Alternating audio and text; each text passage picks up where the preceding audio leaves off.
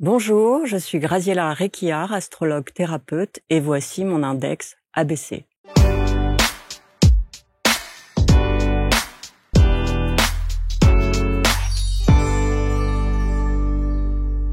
L'astrologie, voici donc un thème absolument passionnant qu'on va développer avec Graziella qui est installée sur ses canapés. Bonjour Graziella. Bonjour Marc. 35 ans d'expérience Oui, et plus, 2 ouvrages, en tout cas le second va arriver en 2025, on va en Oui. parler dans un instant. Et vous le dites, une approche de l'astrologie qui vous est très personnelle. oui, Pourquoi tout à fait. Qu'est-ce qu'elle a de si personnel que les autres n'ont pas? Peut-être déjà les 35 ans d'expérience qui Sans fait doute. que je me suis vraiment sortie du côté très théorique et très technique de l'astrologie, et que j'ai du coup tout mon vécu aussi, et surtout une façon assez vraiment l'envie d'aider les gens dans mes consultations. Et donc c'est assez développement personnel, très basé sur leurs objectifs d'âme, sur leur façon de voir, de se voir eux, et puis comment ils peuvent se voir autrement surtout. C'est très important de leur donner une nouvelle approche d'eux-mêmes et surtout des outils pour permettre D'avancer dans la vie, sortir en tout bien cas sûr. d'une consultation extrêmement boostée. Alors quand vous dites une approche très personnelle, j'ai le sentiment que ce qui est important pour vous, c'est presque de vulgariser le propos. Complètement. Parce qu'on a Complètement. souvent, et je pense, on en a parlé hors antenne évidemment, mais quand on parle de l'astrologie, c'est soit, il y a un petit côté un peu risible parfois. Oui, C'est les vrai, c'est horoscopes, tourné oui. un peu en dérision. complètement. Ah bah c'est l'horoscope. Ah oui, on n'y Oui, croit oui, pas oui. du tout. Alors que c'est beaucoup plus profond que ça. Tout à fait, c'est un outil absolument incroyable, d'une ouais. précision incroyable. C'est vrai que c'est assez laborieux pour apprendre, hein. C'est quand même des années d'études avant de comprendre exactement. C'est comme quand on apprend une nouvelle langue. Bien sûr. C'est vraiment un langage, et ça c'est complexe d'intégrer tout ça. Et c'est dommage de réduire à soi quelque chose d'hyper simple, un peu, oui, comme vous dites, extrêmement vulgarisé, ou alors une technique très complexe, accessible à quelques-uns. Oui, c'est vrai, voilà. c'est vrai que. Ça, c'est un peu. D'ailleurs, quand on regarde un thème, Oui. c'est assez illisible pour un néophyte. Complètement, oui. C'est un truc incroyable. Comme une nouvelle langue. Comme une nouvelle langue, exactement. Donc c'est pour ça que ça s'apprend, et les 35 ans d'expérience sont importantes. Vous précisez quand même astrologie karmique. Pourquoi est-ce que le karmique est essentiel aussi? Pour moi, alors c'est par rapport, petit à petit, je me suis dirigée un peu plus vers cet axe-là, parce que tout simplement, c'est ce qu'on me demande, c'est ce qui vient à moi. C'est aussi peut-être quelque chose qui me parle énormément, de par mon bagage. Mais aussi, c'est une passion aussi, c'est très intéressant de voir avec quel bagage inconscient on arrive dans cette vie-ci, et pour en faire quoi, pour aller où. Et comme c'est inconscient, justement, c'est ça qui est intéressant, c'est que grâce à l'astrologie, on arrive à mettre une certaine conscience là-dessus. Maintenant que vous maîtrisez parfaitement l'outil, quand vous regardez votre parcours de vie, toutes les épreuves, tout ce que vous avez enduré, tous les obstacles, tous les bonheurs, toutes les choses qui ont été belles aussi dans votre vie, tout était inscrit dans votre thème? Bien sûr. Et c'est ça qui est assez... enfin bref. On a beau savoir, on a beau comprendre, il y a une certaine chose dont on peut pas, on est obligé de les vivre pour vraiment les C'est-à-dire que dans les intégrer. 35 ans d'expérience de l'astrologie, il y avait des révélations sur lesquelles vous n'avez pas porté suffisamment d'attention. C'est-à-dire que votre thème vous disait peut-être qu'à cette période-là, il se passera quelque chose. Mais oui. Et vous l'avez pas suivi. Si, mais on se dit mais non, on va bien le vivre, on se dit mais on a compris, mais non, on tombe dans le panneau comme tout le monde. Mais de toutes les façons, moi je crois profondément que avant de s'incarner, on a un plan, et que il y a des choses, des étapes sur lesquelles on ne peut pas passer à côté. On est obligé de passer. Il faut les vivre. Il faut les vivre. Et c'est pas mentalement, on a beau savoir, elles sont là, on va essayer de les éviter. Non. Enfin, non. vous pouviez voir et analyser qu'il allait avoir quelque chose. Oui. Et c'est là que c'est encore plus... C'est là que c'est terrible, parce que vous c'est terrible, c'est terrible. Les amis, quelques secondes d'interruption dans ce programme, juste pour vous donner une information importante. Vous savez que chaque jour, sur ABC Talk TV, on aime et on prend le temps de vous recevoir pour parler des pratiques et des praticiens inspirants de par leur parcours et de par leur expertise. Alors peut-être que vous aussi, vous aimeriez partager avec nous votre métier et vous installer ici dans ce studio, sur ces canapés, pour nous dire un petit peu comment vous en êtes arrivé à ce que vous êtes aujourd'hui. Alors si vous êtes à la fois thérapeute, expert, coach, accompagnant de vie et que vous avez envie d'enregistrer un entretien avec moi dans ce studio ABC Talk, il suffit simplement de postuler sur le lien qui est sur cette vidéo ou éventuellement dans la description de la vidéo et vous serez à la suite de cela référencé sur la première plateforme vidéo des thérapeutes accompagnants de vie, coachs et autres experts. Vous, en l'occurrence, je vous le souhaite et je vous dis merci de votre fidélité. indexabc.fr ou alors le site directement abctalk.fr. Est-ce que la précision dans le thème va jusqu'au jour, la semaine, le mois? Non, quand même pas. Alors, en plus, la période, moi, je suis pas du tout. Alors, je pense qu'on peut le faire, hein, mais c'est pas du tout quelque chose qui m'intéresse. Moi, je suis pas du tout branchée astrologie, prévision, parce que je trouve que non, il faut être dans l'instant présent. Il faut être, il faut laisser son libre arbitre. Il faut être libre. Hein. Ouais. Si on commence à faire des plans, même pour soi, ça fonctionne pas. Ouais, c'est pour ça que vous dites, je suis pas médium, je suis pas voyante. Non. Ouais. Alors, médium, je sais pas en fait. Ah oui. Je sais pas. Vous savez, les gens qui s'installent là, quand je leur pose la question, ils me disent j'ai une intuition qui est bien développée. Alors, quand on me dit ça, je dis ok, vous avez une intuition plus. On me répond oui, c'est vrai. Bon, ok, vous êtes médium. Bah, au fait, c'est pas moi qui le dis, on me le dit très souvent. Okay. À chaque fois, j'ai croisé plein de fois dans ma vie des gens qui m'ont dit mais t'es médium toi aussi. Alors, le problème, c'est que moi, j'associe médium à des flashs, à des paroles, on entend des voix, alors que moi, non, pas du tout. C'est tout d'un coup, les choses sont là. Je sais pas, alors j'arrive pas à savoir la part. Vous l'interprétez pas ou vous, ouais, enfin vous. Ben, au fait, quand je suis en consultation, toujours un peu avant, je prépare mon thème, forcément. Il y a quand même des choses, quelques petites choses à préparer.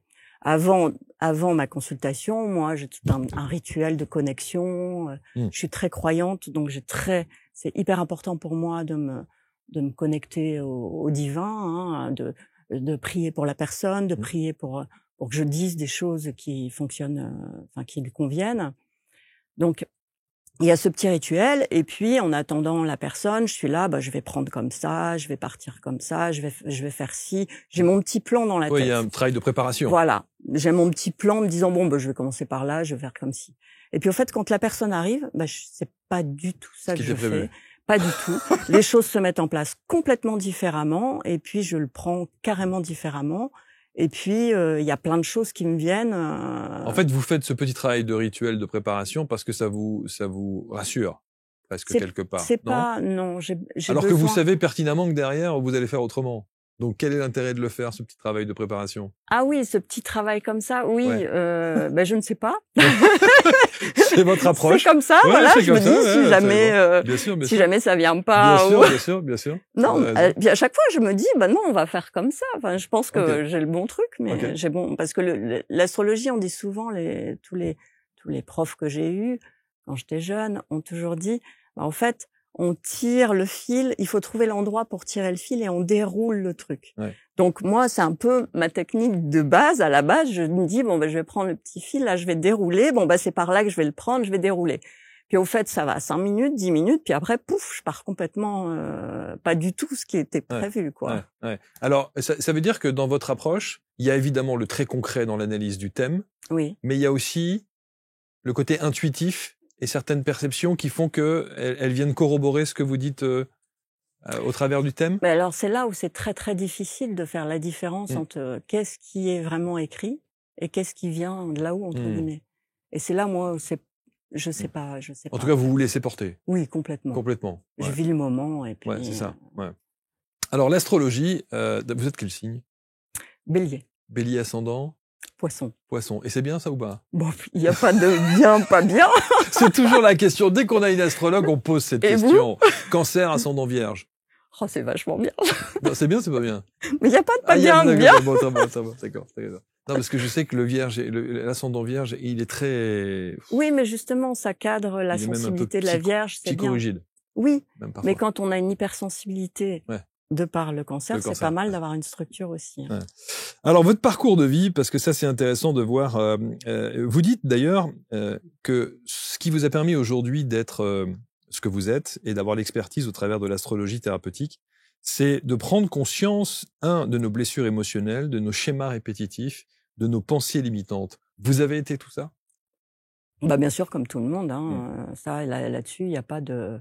on est tous dans des schémas, on est tous avec des pensées, c'est sûr, ça fait partie de l'éducation, c'est notre bagage justement inconscient en astrologie qui est fortement représenté par certains symboles. Ouais. Et donc, bah oui, comme tout le monde, j'ai dû faire mon propre parcours, je pense qu'il a été assez douloureux, et je pense que c'était nécessaire. Et comment l'astrologie arrive dans votre vie alors? Alors d'une manière, moi je viens d'une famille extrêmement pieuse, très pratiquante, très bourgeoise aussi, mais de la bourgeoisie assez qui se montre pas, qui discrète, avec des valeurs, voilà. Et d'une manière absolument incroyable, ma mère m'a offert pour mes 18 ans un thème astral.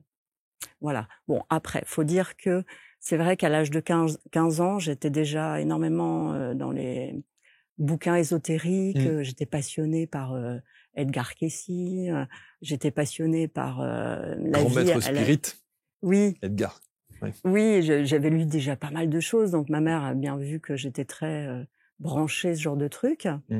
Et du coup, elle m'a offert pour mes 18 ans un thème astral. J'ai trouvé ça, mais absolument... c'était... Alors, il y a plein de choses qui me disaient, j'étais là, bah non, je suis pas d'accord, forcément, à 18 ans. Évidemment, quand on le quand on réécoute, parce que c'était enregistré, quand on réécoute 10 ans après, 20 ans après, on se rend compte que tout compte fait, il avait raison. Ouais, ça colle bien. Voilà. Mais moi, je suis tombée en amour, quoi. Voilà. Ça a été un coup de foudre avec cette technique. Je l'ai regardé, je lui ai dit, mais moi, voilà, c'est ça que je veux faire, c'est ça. Et il regardait mon thème, il était là, oh bah oui, ça peut coller, tout à fait. Et puis, à la fin du thème, il me dit, bah écoutez, je sais pas très bien, mais peut-être que je ferai des cours, je donnerai des cours dans quelques mois, mais je suis pas encore très sûre. Est-ce que ça vous intéresse? Je dis, bah carrément. Il me dit, bah écoutez, donnez-moi votre téléphone. Et puis voilà, il m'a contacté 3 mois après en disant, bah oui, pour finir, je le fais. Je suis prêt. Et donc, c'est banco, je suis partie avec lui. Ok. Pendant 2 ans, qui était un astrologue hyper traditionnel. Et c'était super parce que du coup, pour les bases, c'était vraiment hyper intéressant. Parce que ça aussi, il y a des variantes dans l'astrologie. Mais très. Chacun fait son... Chacun l'interprète à sa manière. Oui. En tout cas, chacun le travaille à sa manière. C'est pour ça que c'est très confusant pour quelqu'un qui est novice, quoi. Bah oui et non, parce que c'est toujours la même base. Après, bah c'est comme. On peut pas avoir une analyse différente en fonction de l'approche. C'est-à-dire que s'il y a plusieurs manières de travailler l'astrologie, est-ce que l'analyse finale peut être faussée? En tout cas, peut varier aussi. En tout cas, c'est comme si on était sur des versants différents d'une montagne. On grimpe toujours au même endroit, je dirais, mais on prend des chemins un peu différents. Différents, ok. Après, comme dans tout métier, il y a des bons astrologues, des mauvais astrologues. Alors justement, qu'est-ce qu'un bon astrologue pour vous? Qu'est-ce qu'un bon astrologue? Beaucoup de bienveillance, quelque chose de pas trop technique, quelqu'un qui est très à l'écoute aussi de la personne en face d'elle, pour ne pas justement déborder, avec beaucoup de bienveillance, et surtout la bienveillance. Est-ce qu'on peut tout dire? Justement, non, je pense pas. Est-ce qu'on peut tout voir? Non. Non, non, non, non. C'est faux de dire que l'astrologie, c'est un potentiel. La carte du ciel que vous voyez là, c'est un potentiel. Moi, si je rencontre pas la personne, je ne sais pas où elle en est dans son potentiel. Elle peut avoir 50 versions potentielles différentes. Je sais pas ce qu'elle a activé, pas activé, là où elle est. Je sais pas. Ce serait faux de dire qu'on peut tout voir, non. Donc ça fait 35 ans que vous êtes dans cet univers de l'astrologie. Même un peu plus. Même un peu plus. Bon. Quelle a été votre première partie de vie, alors, en dehors de l'astrologie? Toute première partie de vie, c'est classique, hein. Après, au fait, presque une double vie, je dirais. Ma vie d'astrologue, OK. un peu camouflée, cachée, parce que surtout après, je suis tombée sur un astrologue. J'ai changé de maître, et là, il m'a fait découvrir l'énergétique, la réincarnation, les fleurs de Bach, il y a 35 ans, hein. La lithothérapie, les chakras, tout ça. Enfin, je suis tombée dans un monde, un univers. Il y a 35 ans, c'était pas du tout. C'était beaucoup plus compliqué d'amener ça sur le. Bien sûr. On cache, surtout dans le milieu dans lequel j'étais, quoi. Une double vie un peu que je vivais très bien d'ailleurs, hein, mais c'est vrai que j'expliquais pas trop tout ça. Donc après, moi, j'ai eu une vie extrêmement classique. Je me suis mariée très jeune. J'ai eu beaucoup d'enfants, avec beaucoup de joie. J'ai suivi mon mari. C'était vraiment mon objectif d'élever mes enfants. J'ai suivi mon mari lors de déplacements, enfin de professionnels. Voilà. On a beaucoup déménagé. J'aimais beaucoup la déco, donc j'ai retapé beaucoup de maisons. Et puis en même temps, toujours avec mon astrologie. Et tout ça, tout ce parcours de vie-là était indiqué dans votre thème aussi? Tout le potentiel, oui. Tout le potentiel, ouais. Alors c'est pas indiqué, ça va commencer comme ci, ça va commencer comme ça. Non, il y a un potentiel de créativité, il y a un potentiel de spiritualité, il y a un potentiel de psychologie, il y a un potentiel. Après, donc ce n'est qu'une lecture de potentiel pour vous, l'astrologie. Vous êtes technique dans les mots. Hein. Non, mais une lecture de potentiel, oui, mais ça. C'est une vraie question. Oui. Est-ce que c'est une vraie lecture? Est-ce que ça n'est qu'une lecture de potentiel? C'est-à-dire que, est-ce que on a le sentiment parfois que on ne peut pas affirmer des choses en astrologie. On ne peut qu'avoir une lecture de potentiel. C'est-à-dire, on se dit, tiens, il y a ce potentiel-là, il y a potentiellement quelque chose à faire dans ce secteur-là ou dans cette. Alors, il y a des certitudes sur les grosses voies. OK. Il y a des certitudes sur les gros rendez-vous. Il y a des certitudes sur les objectifs d'âme, sur le bagage inconscient. Tout ça sont des certitudes. Après, c'est très, comment dire, l'astrologie, on rentre à l'intérieur de la personne. Donc, on a comment la personne vit les choses. D'accord. Et donc, on n'a pas les scénarios précis. On a une idée, bien évidemment, parce qu'il y a des symboliques, tout ça, on a une idée. Mais par exemple, tout simplement, chez nous, Saturne, ça représente l'autorité, hein. Et puis, symboliquement, l'autorité, en règle générale, c'est le père quand on est un enfant.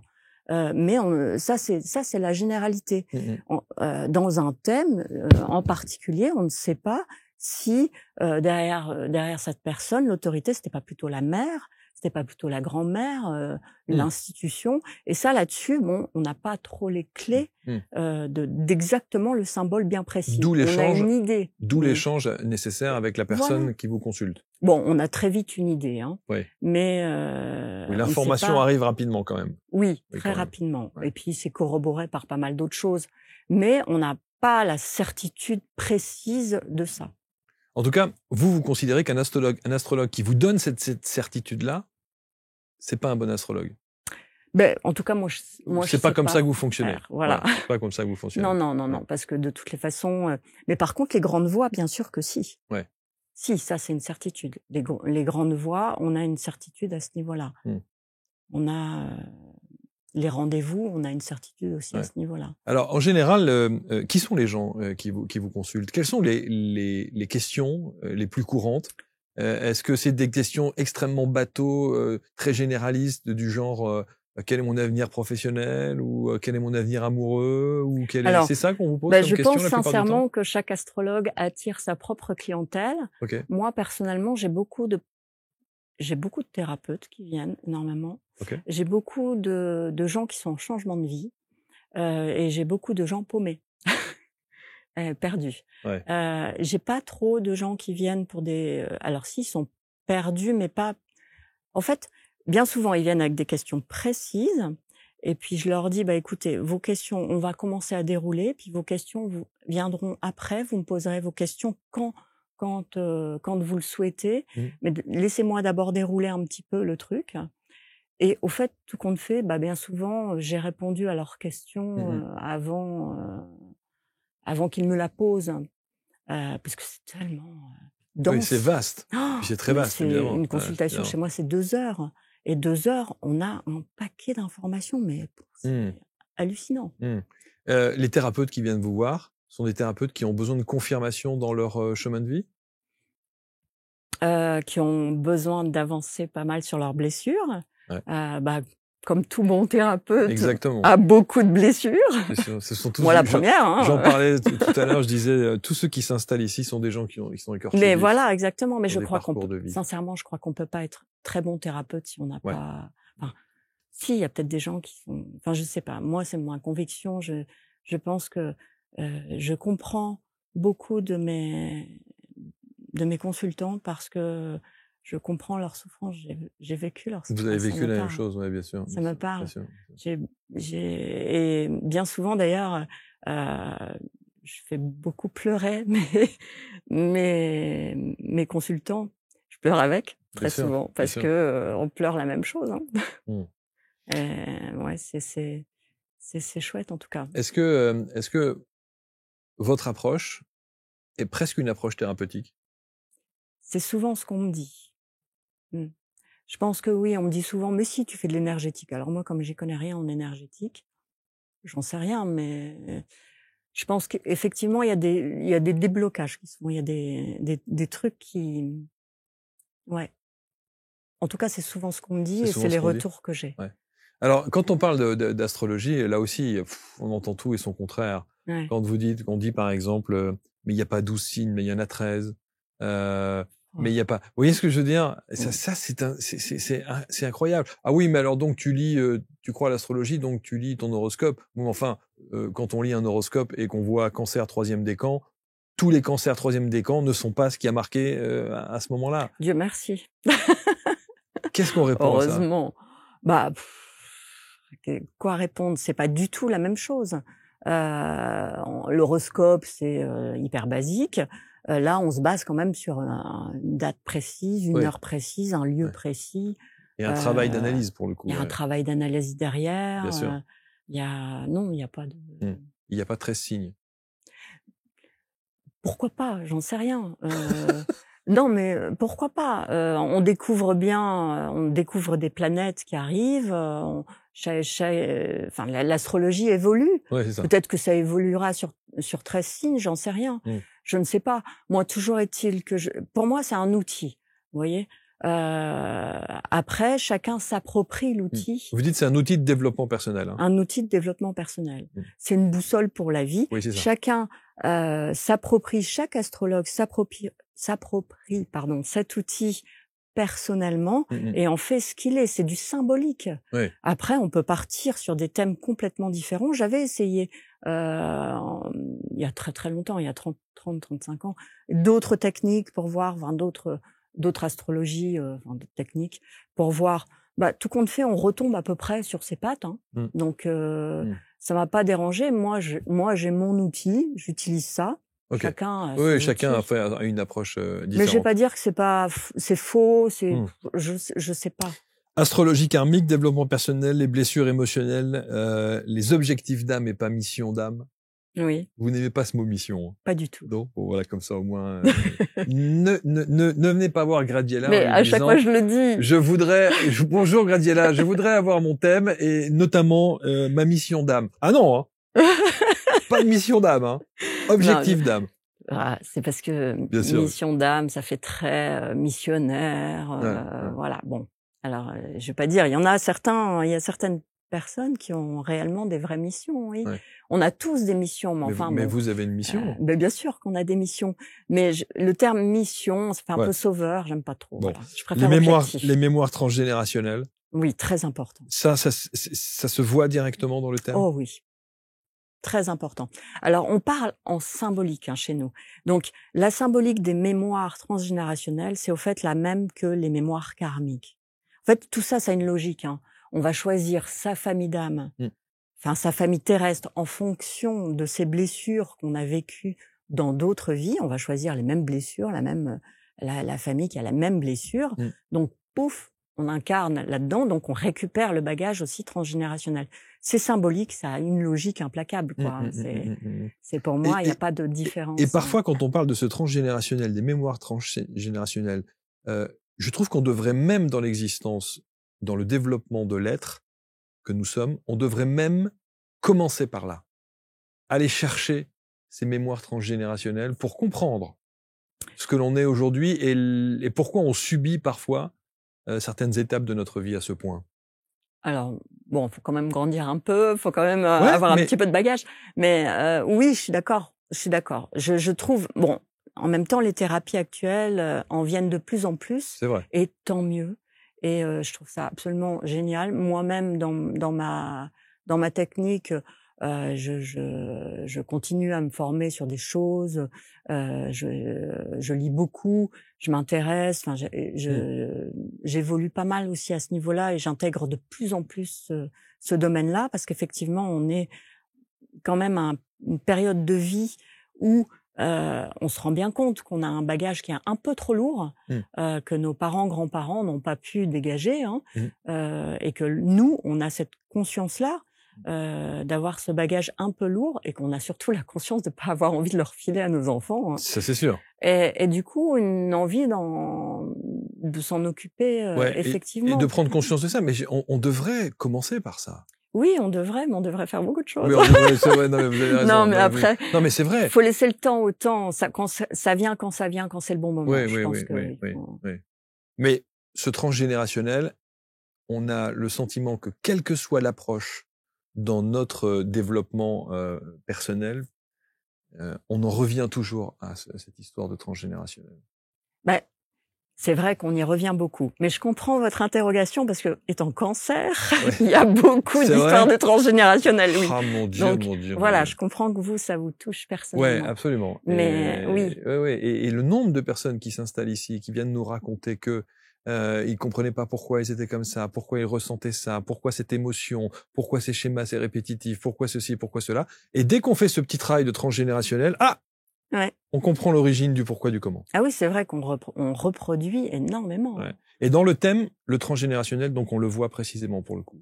Alors précisément. Non, je suis d'accord, je sais que vous ça n'aimez pas dépend des thèmes. En fait, ça dépend des thèmes. Il y a des thèmes, par exemple chez un cancer, effectivement, ça va souvent très vite se voir. Il y a certaines personnes qui n'ont pas spécialement, c'est pas l'objectif de travailler ça. D'accord. Donc c'est vrai que chacun a ses objectifs. C'est clair que dès qu'on a du cancer, du Capricorne, on a là, faut y aller. certaines voilà. Un thème, ça s'offre?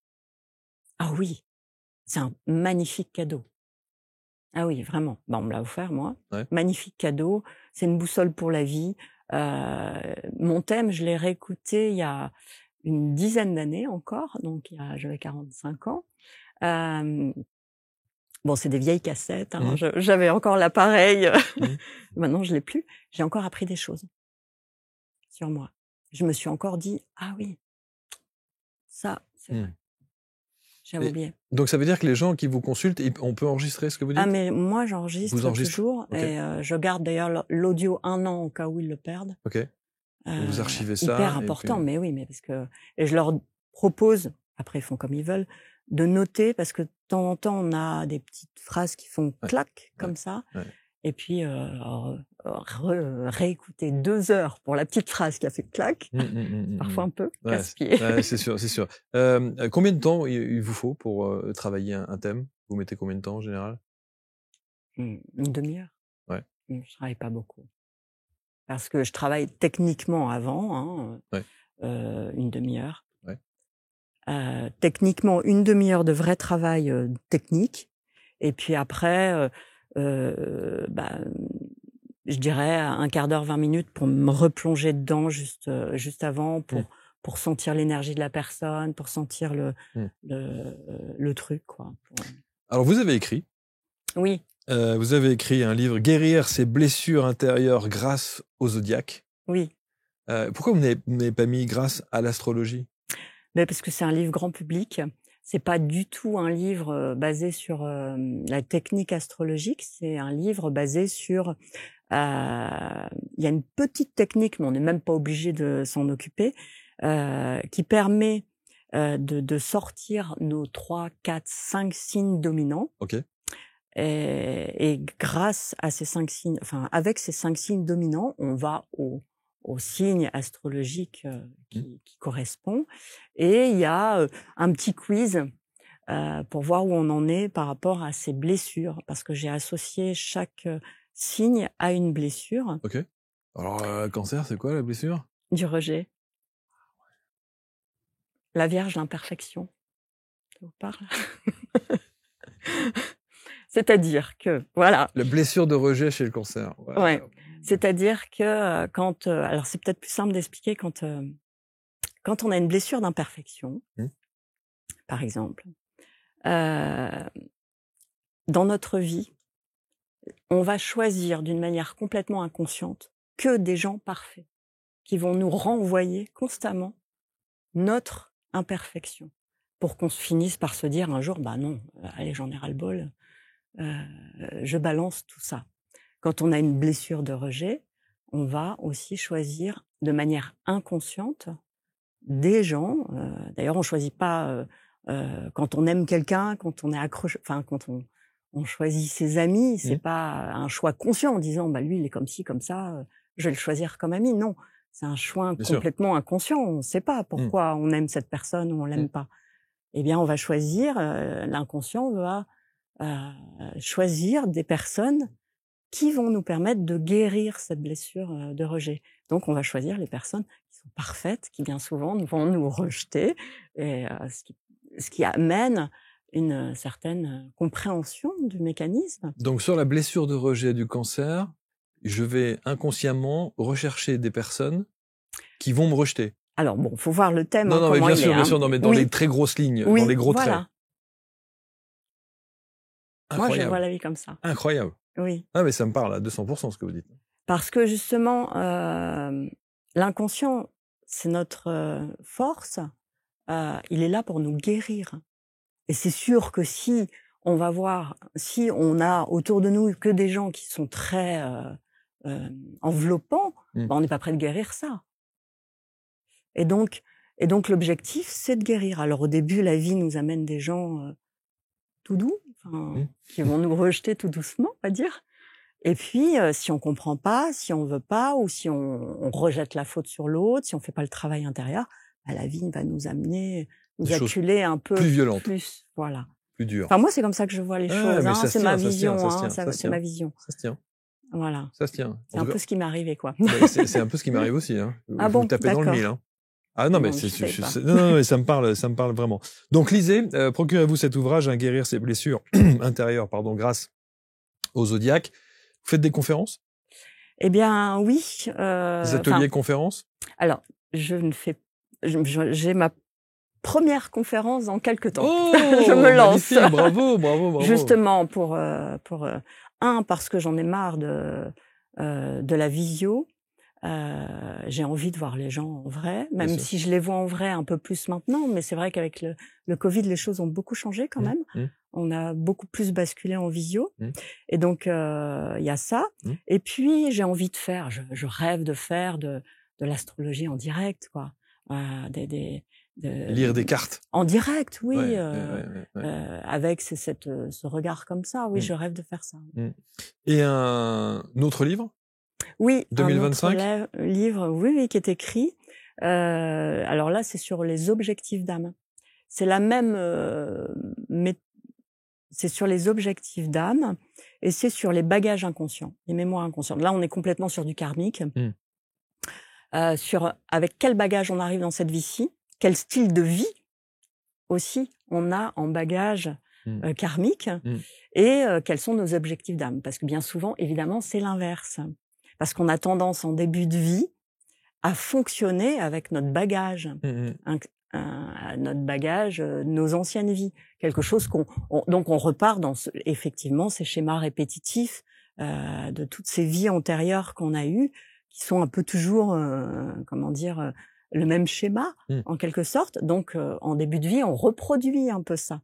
Et puis, on a ce qu'on appelle ce moment absolument incroyable qui est la crise de la quarantaine, et qui bien souvent est un pivot qui permet de basculer vers nos objectifs d'âme, qui est bien souvent quelque chose de complètement inconnu et de complètement... c'est là où ça fait peur, quoi. Ça nous oblige à aller affronter un peu nos peurs, c'est ce qu'on connaît pas. Et c'est ce qu'on doit apprendre. Enfin, on doit. C'est les objectifs qu'on s'est fixés en tant qu'âme dans cette incarnation. Et donc, bien souvent, c'est ce moment-là où on bascule. Ouais. Voilà. Bon, en tout cas, vous êtes alignés. Il y a toujours des réglages, hein. Mais oui. Vous êtes dans votre oh là, j'allais dire mission de vie. Oh, nom de Zeus, non. On a dit non, dans votre objectif d'âme. Oui. Vous êtes dans votre objectif d'âme là. Oui. Oui, complètement. Oui, j'ai mis beaucoup de temps. Justement, j'ai eu beaucoup j'ai beaucoup de réticence à y aller. C'est vrai. Et donc la vie m'a bien acculée, quoi. C'est ça, exactement. Voilà. En disant, dis donc, c'est par là qu'il faut passer. Voilà. Non, mais aujourd'hui, oui, complètement. Bon, on peut vous consulter évidemment en visio quand même.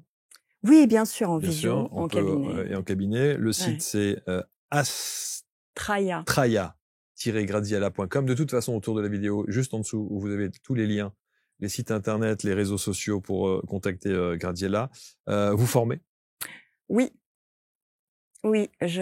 Alors d'abord, j'ai fait des formations avec Frédéric Barbet, que vous connaissez, bien sûr. Qui est adorable, que j'adore. Un amour de Mais oui, exactement. Ouais, absolument. On est bien d'accord. Et donc, on a fait des formations en ligne ensemble. Et puis, du coup, là, donc ça, c'est assez traditionnel. Ce sont vraiment les bases de l'astrologie, l'apprentissage du langage d'astrologue. Et de mon côté, je fais des formations en atelier, en visio, pour le coup, qui est une manière complètement différente de voir l'astrologie, beaucoup plus simplifiée, qu'on peut faire même quand on ne connaît pas du tout l'astrologie, et une autre approche. Parce que c'est vrai que la première réflexion, la première pensée qu'on a quand on parle d'astrologie, on se dit ça va être long quand on veut apprendre l'astrologie. C'est vrai. Ça paraît interminable et il n'y a pas de point A et de point B, c'est-à-dire que ça évolue en permanence le truc. Mais c'est vrai que l'astrologie c'est indigeste. C'est ça. Franchement, profondément indigeste. Alors, soit on est passionné et on accepte de passer sur toutes ces étapes. Ouais, bien sûr. Soit, alors moi justement, mon objectif, c'est de faire des ateliers qui ne sont pas du tout indigestes, où on s'amuse tout de suite. Ouais, c'est ça. Le but, c'est tout de suite de plonger dedans. C'est pour ça que je disais vulgariser le propos pour que ce soit simple. Mais voilà. Et que ce soit un peu ludique. Exactement. Aussi, et qu'on prenne plaisir. Au bout de combien de temps on peut commencer à s'amuser avec un thème, avec l'astrologie? Alors, au bout de combien de temps? Ça dépendra de chacun, mais moi, je pense que juste après mon atelier, on peut déjà s'amuser sur on peut déjà commencer à maîtriser les choses. Un atelier, on peut déjà commencer à regarder un peu les thèmes à droite à gauche et de ses proches, et puis on peut déjà bien s'amuser. Bien s'amuser. Vous allez pouvoir rentrer en contact avec Graziella, évidemment. Vous commentez, on va vous mettre également les liens pour son ouvrage Guérir ses blessures intérieures grâce au zodiaque. Le lien est juste en dessous de cette vidéo. Et puis, écoutez, merci de votre authenticité. Merci d'avoir dépoussiéré un petit peu tout ce que l'on peut penser ou les idées reçues que l'on peut avoir aussi sur l'astrologie. Je trouve que c'est bien de l'avoir fait de cette manière-là. Et puis, 35 ans de pratique, 35 ans d'expérience, ça, c'est une vraie valeur ajoutée parce que vous savez de quoi vous parlez. Donc, bravo. Et continuez comme ça, évidemment. Vous êtes une thérapeute du ciel. Merci infiniment. Et des astres, et des planètes, et voilà. Et Cancer, ascendant Vierge, j'ai tout compris. Je sais maintenant. Il y a la Lune pourquoi. aussi qui est importante. Et la Lune aussi, vous avez raison. Exactement. Merci beaucoup. Avec plaisir. On se retrouve pour un prochain portrait index très vite sur ABC. Salut.